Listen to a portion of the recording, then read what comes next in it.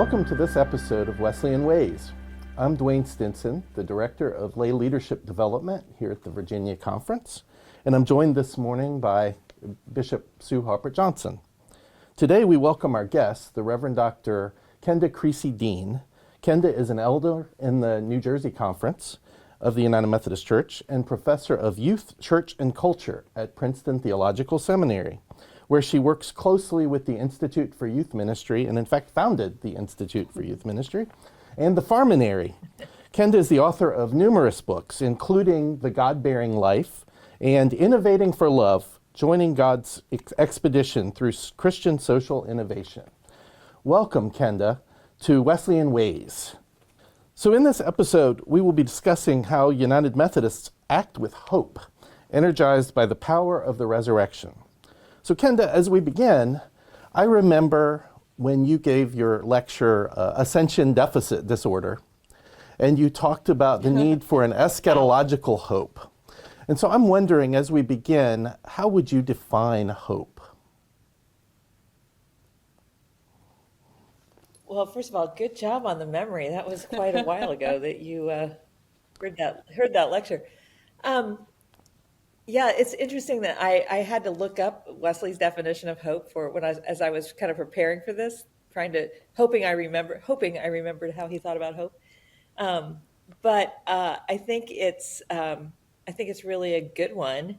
That basically hope is the desire for God, as opposed to, it's not optimism. It's not feeling happy. In fact, sometimes hope exists in the midst of great anguish, but it's the desire for God and God's kingdom, and it means that it's not about us being personally fulfilled. It's that our longing for our life with God has been fulfilled, and that means that we have confidence in God's promises.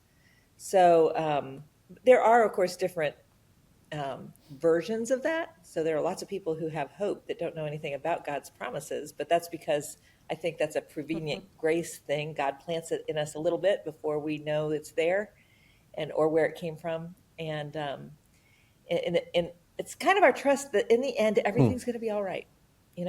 I got in trouble for that answer at my ordination interview back in the day when they thought that I was trying to oversimplify everything. But as I've reflected on that over the years, I still stand by that. One of the things that Christian hope gives us is a trust that in the end, maybe not in a way that we will see it in this form, but in the end, maybe not our end, but in the end, everything will be all right. Not because of what we've done, but because of what God's doing. That I think it's summed up well when you think about John Wesley's last words on his deathbed. Best of all, God is with us, right? That's to me, my prayer is on my deathbed. I've lived my life so I can go out saying, best of all, God is with us, because it's the ultimate trust. Yeah, ultimate trust. I hope on my deathbed I have my wits together enough to. Well, be maybe not. So, I don't know. I don't ponder that a lot, but I've watched a lot of people die well, and that hope I've seen live through that, right? That no really matter true. What, and I want to define eschatological hope, Dwayne. When I got to seminary, I was a lawyer first career, and they were using all these big words, and I'm like, oh, this is just vocabulary. So when we talk about eschatological means end time, right? Yeah. So it's what is our hope at the end time, or that God will act in a way at the end time that gives me hope. Right, that's the heart of it, right? Right. Yeah. I love that. Yeah. I don't know. I think we got a lot of people in dark and anguished times now. So how do we talk about Christian hope? And like you say, like your board of ordained ministry, a lot of times, they look at you like you're just Pollyanna, and sometimes you feel like that, right? I'm a privileged person from the United States of America, and so how do we? But I think that I want to appeal to Virginia United Methodist to read about people who've had Christian hope in the worst of circumstances all over the world. Those are the compelling stories, right? Yeah. Yeah, I mean, I woke up this morning to the images of Yeah. Right. Jamaica being hit by the hurricane, and in some ways, the church is at its best in these Mm-hmm. times of anguish because we set aside all of the stuff that gets in the way of who we are called to be, and we cling to that hope. There's not anything else really to cling to. It's interesting that this particular week, my class, my farminary class, is reading Elie Yes. Wiesel's Night, which is a book a lot of people have to read it in high school, which is a terrifying thought. But it's about Elie Wiesel when he was 13 being in Auschwitz, and witnesses countless people being murdered at the hands of perfectly quote unquote good normal German citizens, and he's like, where is God? And he concludes that God died. And at the same time, he bears this enormous responsibility in the rest of his life to Mm-hmm. tell that story. And he basically says, I think the way he understands hope in that is as you are telling the truth about things, you're not in denial. There are some things that there is no answer for. There are some things that can't be just glossed over. But as you are telling the truth about that, you're compelled to bear witness. You're compelled to live on so that, it doesn't happen again, or so that, we understand the times that we are in. We know what time it is. Um, so Christian hope, the flip side of that is Christian Yeah. denial. And we don't want Right. that. So Well, and I think there's a lot of that I going on think too. it drives us.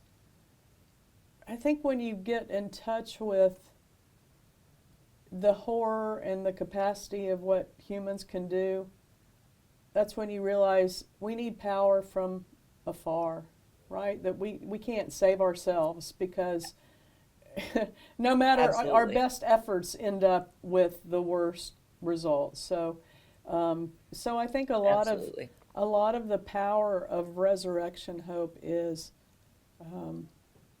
that only God can save us, and we need to, That's yeah. Yeah. 100%. Dwayne, what are your thoughts? Well, Yep. oh, go Yeah. ahead, And, Kenda. no. You Well, first.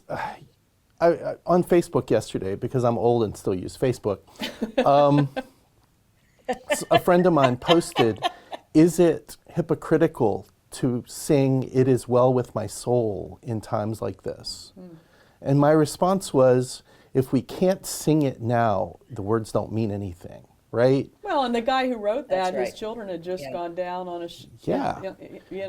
had drowned. It's So, about yeah, the sort of finding Yeah. hope beyond the misery. And my mind is going to Paul, I can do all things through Christ who strengthens me. And we often make that into this sort of Right. individual mantra. Right. Oh, I can lift these weights if God is with me, rather than, Yeah. oh, I have suffered Yeah. all of people these have things. really bad lives, right? Right? Yeah. I have suffered through all of these things, and yet I know that even in my suffering, I can do all things through Christ. We miss that part of the passage. Right. Yeah. And I think, how do we help our world and our culture and our United Methodists reclaim the understanding Yeah.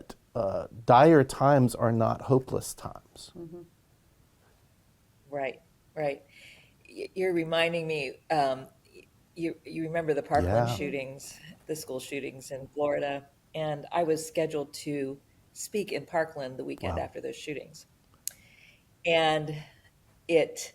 I got a call right before in fact, one of the girls who was killed had helped plan this youth event that I was speaking at, and I got a call from the organizer right before I left, and I thought, oh, she's calling to cancel. I was actually hoping she was calling to cancel because I didn't have any idea.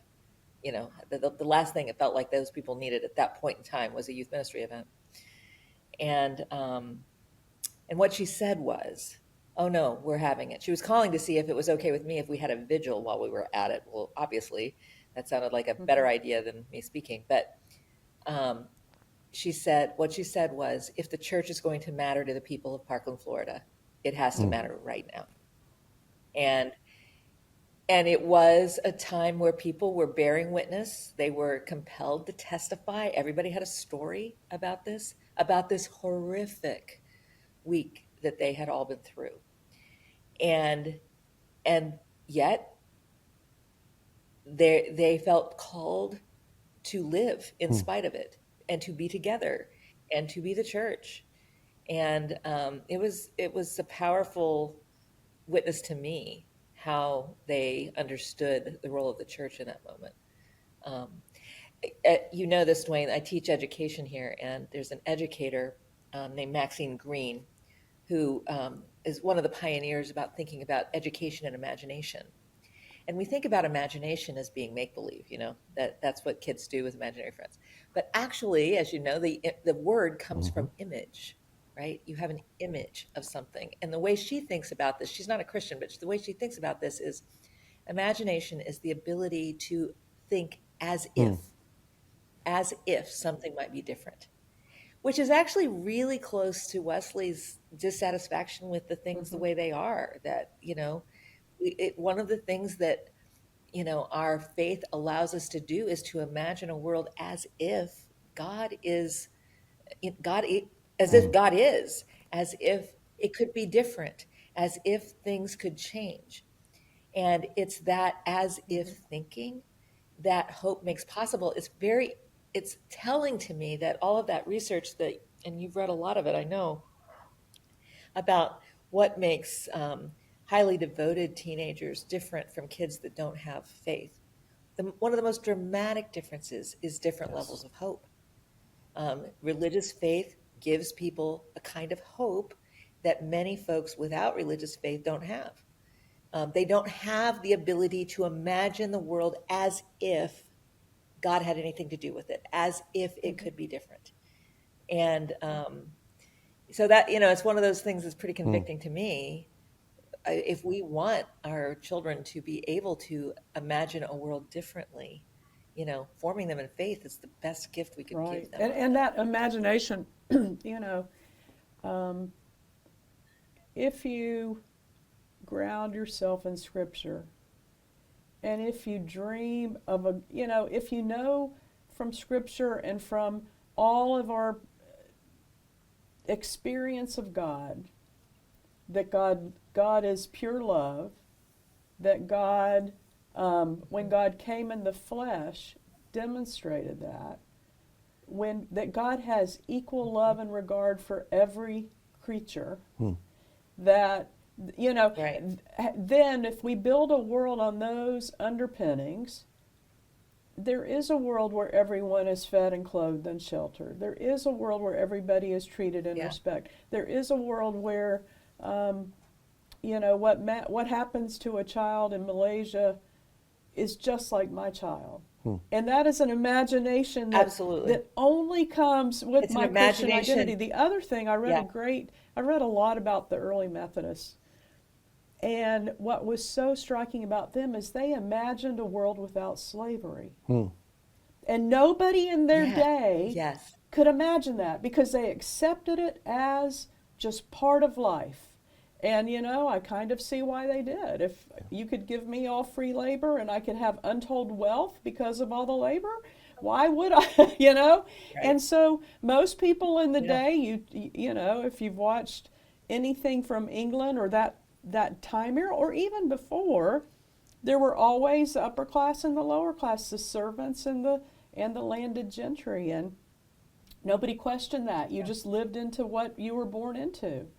And that's largely why our country was born, right? That there needs to be a better way than that. But the early Methodists said, wait a minute, that doesn't, as we read Scripture and as we imagine the world, this cannot be of God. And they realized how hard it would be to change. And, and then our country couldn't imagine it that way and suffered untold loss. And so the imagination of hope and life and resurrection in the midst of death, right? In the midst of horror. And the other thing I think of is I think Christ gives us a pattern of suffering. And well, if you look at all of the Bible, you go from bondage to wilderness to promised land. That's always that movement. And then with Christ, Right. you have the movement of passion, death, and resurrection, suffering, death, resurrection. Right. And I think that part of resurrection hope is understanding our lives in that way as well. That it always ends with resurrection, right? Yeah. So I remember Absolutely. when I did a CPE, which is Clinical Pastoral Education, for those who don't know the acronyms. I was assigned to a floor of women with, almost all of them had terminal gynecological diseases. Oh, wow. And the ones that approached that well, and I still remember them because they were so, I mean, I was young and that was just really marked to me. The ones that really just got to me and I'd go home and ponder would say, I'm suffering with Christ now, but I will see my resurrection. And so it was the whole pattern of their Yeah. life. And you see that, the That's right. enslaved folks, the Underground Railroad, death, the resurrection, that pattern, liberation from bondage, it all is of God. So to me, that's Yeah. if I can understand my life in the pattern of Christ, it ends with resurrection. I think about how Harriet Tubman was called Moses, right? Right. Leading people from slavery to It's freedom. all a movement from bondage to promised Yeah. land, yeah. So how do we help Right, churches? right. I mean, I'm thinking about the laity and the clergy who are watching the series. How do we help churches reclaim that kind of hope? Well, I mean, the first thing that comes to mind is something that you said, Bishop, that if you know the stories, you can see you can see yourself in those stories. Then you are already part of that story that ends with resurrection, right?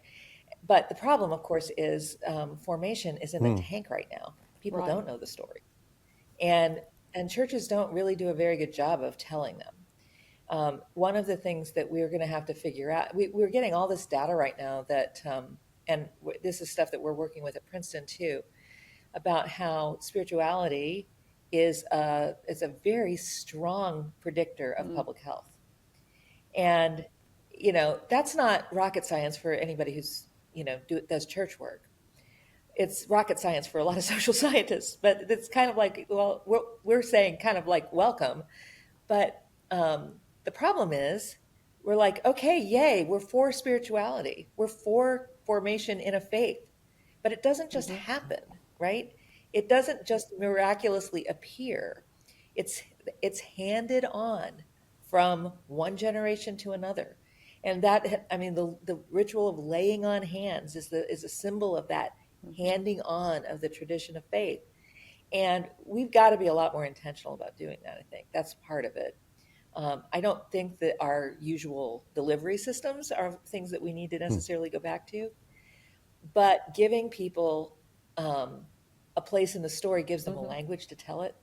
And so creating, relationships and opportunities where people can tell their stories of faith and how they belong to that pattern that you mentioned about, life, death, and resurrection, how that has been how that movement has described their lives is really, really powerful. Yeah. In fact, there was one study done that I saw that said telling your own personal faith story is the most powerful thing that you can do to affect somebody else's faith. Yeah. So, that's the first thing that comes to mind. And maybe the second is to live into that as if business, to live as if the story that we tell is true, Yeah. and that means that we can't capitulate to the despair. We can't wring our hands every single moment about the decline narrative in the church. The church isn't going anywhere; it's just changing, and it's like Jesus is on the clock here. I mean, this is not a matter of existential abandonment, but we act like that sometimes, I think. Well, and I think that I'd be curious to know what you think. the churches, I know a lot of churches are in just this angst of, and I think a lot of it, I'm just going to name it, is we're mourning what was, right? And I think if we just acknowledge the church is not going to be what it was, maybe for good or ill, but instead of lamenting and forcing and figuring out, why don't I go to prayer and figure out where Christ might be calling me in a new day? And I have closed a lot of churches, and it's always agonizing. And there was this one church, and they were just so angry. And I just, at the church conference when we closed it, I invited the pastors of the surrounding churches to come and invite those in that church to come. And so it still was an ugly closure. And at annual conference, before annual conference that year, I got a call from an attorney, and he's like, they really, I understand that the church is going to be closed this afternoon. I said, yeah, the church is going to be closed this afternoon. And he said, well, what about the property? I said, that will be sold later on. The closure of the church is not the end of the property. And he goes, okay, well, I think they mostly care about the property anyhow. And I was like, okay. So that was weird. I was like, man, so a lot of it is nostalgia and how it was. And there's a certain amount of guilt about it's dying on my watch. Mm-hmm. And I know how much work my parents and grandparents put into this place. But that said, I got to annual conference, and somebody came to me and said, there's a lady looking for you. And I went out, and this was the meanest, angriest woman. And I'm like, oh, Lord. This was right before the closure. And she came running up to me, and she hugged me. And I'm like, what? What happened? And she said, I took your advice. I accepted the invitation of one of the pastors, and I've been going to that church now for several weeks. And she said, it's so nice not to have to worry about paying for the electric bill. It's so nice not to be living in death's door all the time. And she said, it's so nice to be with a vibrant group of people. And she said, and they needed a prayer leader. And I volunteered to do that. And so how do we shift from, because God, and knowing these stories is so important, because it's always about the unexpected. Or I left the church from the time I went to college till about 10 years later. But what sustained me was I knew those stories. And don't underestimate David and Goliath and Joseph and, his time in Egypt and his rise to power. All of those stories are essential. And so if you read those stories and you know those stories, you know God is always working for resurrection, you don't need to sit and mourn the loss of a church. You're looking for, where's the Holy Spirit at work, and how do I move toward it? Hey, maybe it's a church down the street, or maybe it's a nonprofit, or maybe it's a ministry I've always been interested in. But I'm praying to God and saying, show me where your resurrection power is at work, and let me join there. I would say we do a poor job of allowing and helping people through the grieving process. Yes. Right? Yes. Like in that cycle of suffering, death, resurrection, when we do that for a funeral, we give people space to grieve. Mm-hmm. We give them rituals to grieve. And I'm not sure that we help people. I know a church that was transitioning from, you know it well, because your husband serves it. Yeah.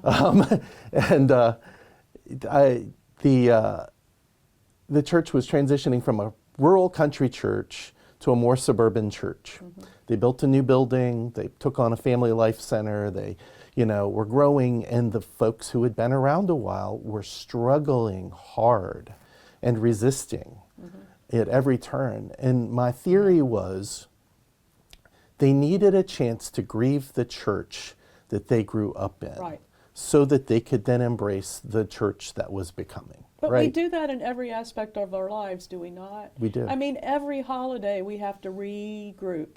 Yep. Because somebody's not there anymore. Yeah. I remember going back to high school after I graduated, and it was like, oh my goodness, it's all changed, right? Yeah.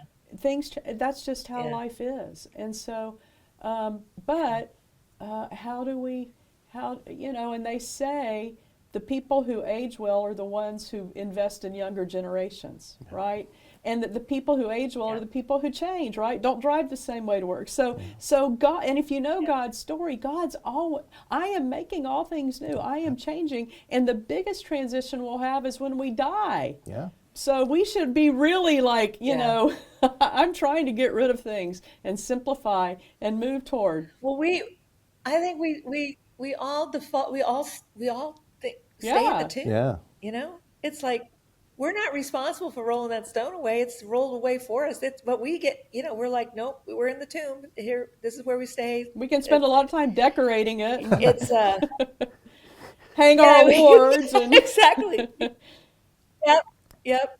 And it's you said something that made me think about you were talking about Harriet Tubman, and one of the things I know that happened during, she made many trips back to the South to get to Maryland to get her people, and to get people freed in various ways. And one of the things that happened during that time is the people heard, they called her Moses, right? As you said, Dwayne, and people started telling stories about Moses coming, the angel was coming. And the fact these stories spread through those plantations, and people began to watch for the angel, watch for Moses to show up for them. Of course, most of those people never saw Harriet Tubman, but they began to watch what was happening around them in different ways. And the fact that there was the as if possibility. It's Dream. like as if they were coming for us, as if this is I am part of this story. And, to learn to live as if we are not in a tomb is, there's going to be a minute where our eyes have to adjust a little bit to the daylight, but,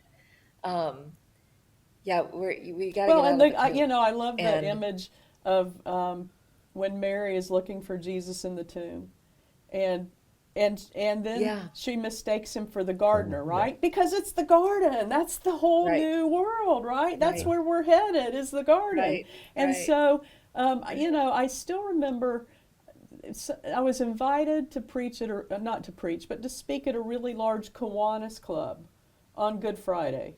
Okay? Now that's like you should get like graduate level credit for doing that. So these mostly men are asking me questions, and finally one of them says, I'm looking at Jesus on the cross. I'm looking at the Roman Empire. I'm looking at all of this. How do you find any hope in that? And I said, they didn't win. The hope is the resurrection. The hope is the garden. The hope is if you look at that one scene on Calvary, if you look at that one scene, that is a snapshot of the worst the world can offer. And it wasn't the final story. Right. So that's what we keep reflecting on. And I've been just so down at the suffering throughout the world, the suffering in our country, a lot of it needless. And I was at a service a couple weeks ago, and the overwhelming word I heard was from Jesus, who said, hey, I know empire, and I know just craziness by religious authorities better than you ever will. And I've got this. So there's the resurrection hope. I am part of that story. Yeah. So Kenda, as you're talking to United Methodists across Virginia, what wisdom do you have for how we reclaim hope?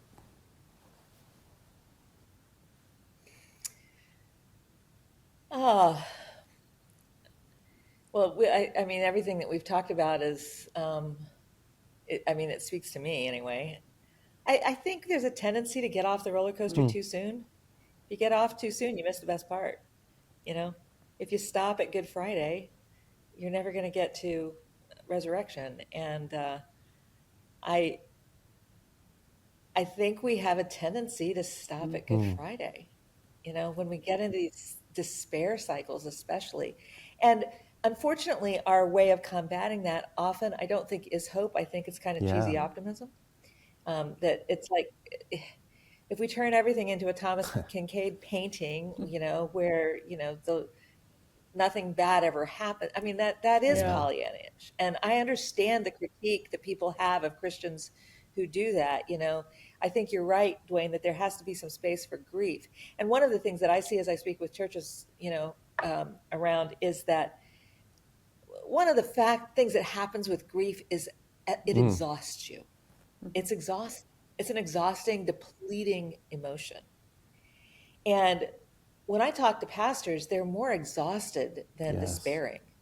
They Right. know that somewhere they're still in this game, but they can't find the energy to get back to the as if imagining that got them into this business, right? We all had a little bit of that drew us into ministry to begin with, and when we're tired, it's hard to conjure that. So part of it is we need to just give ourselves a break and stop trying to get off the roller coaster, let it ride out. And I think if we think relationally more than institutionally, that will help us.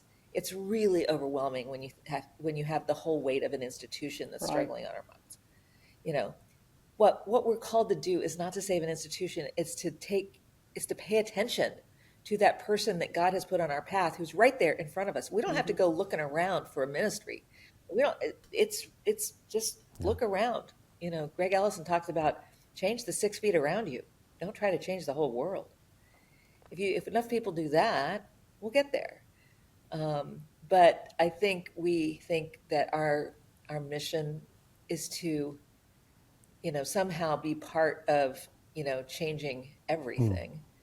But in fact, if we could start with the 6 feet around us, it would be an excellent start. Thank you, Kenda. Thank you, Bishop.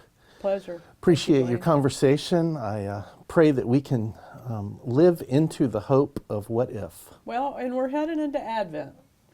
And I love that our 2 Advent Yeah. focuses are the coming of the baby Jesus, but also when he comes back. And so there's the other source Yep. of hope, right? That Jesus will come back large and in charge and set all things right. Amen. And so we long for that day together. So Amen. anyhow, well, thank you. Yeah. Appreciate it. Thank you both.